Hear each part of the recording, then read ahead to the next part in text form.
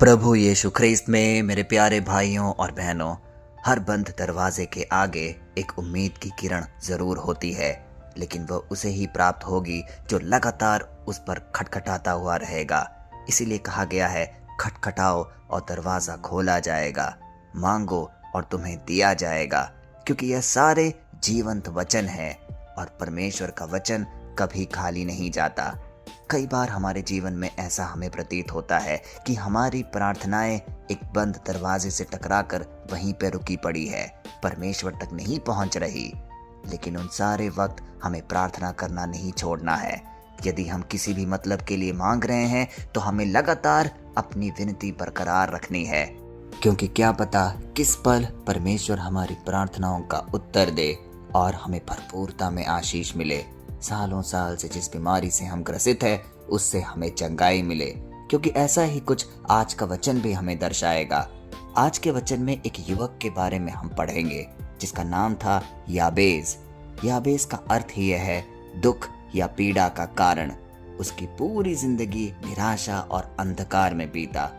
आज का वचन हमें बताएगा कि किस प्रकार परमेश्वर का दखल याबेज के जीवन में हुआ और फिर वह पूरी तरीके से बदल गया। तो आइए बिना विलंब किए हुए आज के वचन का अध्ययन करें, जो कि लिया गया है एक इतिहास की पुस्तक से, अध्याय 4 पद संख्या 10, और वह इस प्रकार है। और याबेस ने इज़राइल के परमेश्वर से यह कहकर पुकारा कि काश तू मेरे सचमुच आशीष दे और मेरा क्षेत्र बढ़ाए और तेरा हाथ मेरे साथ रहे और तू मुझे बुराई से ऐसा बचाए कि मुझे पीड़ा ना हो।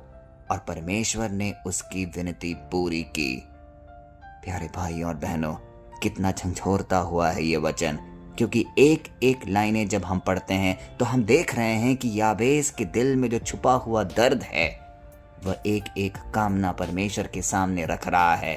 कह रहा है कि काश तुम मुझे सचमुच आशीष दे और मेरा क्षेत्र बढ़ाए और तेरा हाथ मेरे साथ रहे और तू मुझे बुराई से ऐसा बचाए कि मुझे पीड़ा ना हो। कहीं ना कहीं हम भी तो ऐसे ही प्रार्थना करते हैं अपनी प्रार्थना सभाओं में, अपने शाम और सुबह की प्रार्थनाओं में। और फिर परमेश्वर ने क्या किया? सबसे शक्तिशाली लाइन, परमेश्वर ने उसकी विनती पूरी की। प्यारे भाइयों और बहनों, जैसा हमने वचन की पृष्ठभूमि में ही कहा, याबेस का जीवन पूरी तरह अंधकार में सिमटा हुआ था। उसकी माँ ने जन्म के समय उसे यह नाम इसलिए दिया था क्योंकि उसे बहुत अधिक पीड़ा या कठिनाई का सामना करना पड़ा था।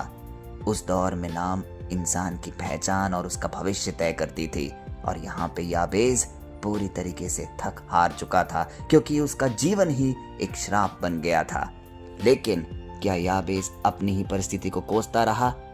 इतने बड़े नकारात्मक नाम और पृष्ठभूमि के बावजूद याबेस ने उसे अपनी किस्मत मानने से इनकार कर दिया। उसने इज़राइल के परमेश्वर से एक ऐसी साहसी और दूरदर्शी प्रार्थना की जिसने उसके पूरे जीवन का नक्शा ही बदल दिया। प्यारे भाई और बहनों, जब यह आयत के अंत में कहा गया है और परमेश्वर ने उसकी विनती पूरी की, अब बाइबल में किसी व्यक्ति के जीवन के बारे में अचानक से यह लिख देना कि परमेश्वर ने उसकी प्रार्थना सुन ली, यह साफ साफ दर्शाता है कि उसका यह निवेदन परमेश्वर के दिल को कितना भा गया था।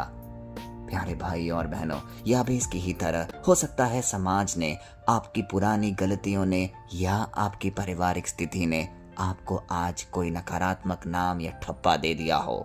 लेकिन यह आयत हमें सिखा रही है कि आप अपनी पहचान बदलने के लिए परमेश्वर को लगातार पुकारते रहें, क्योंकि जिस क्षण परमेश्वर हमारी आवाज सुनेगा और हमारी मन्नतें पूरी करेगा, लोग देखते रह जाएंगे।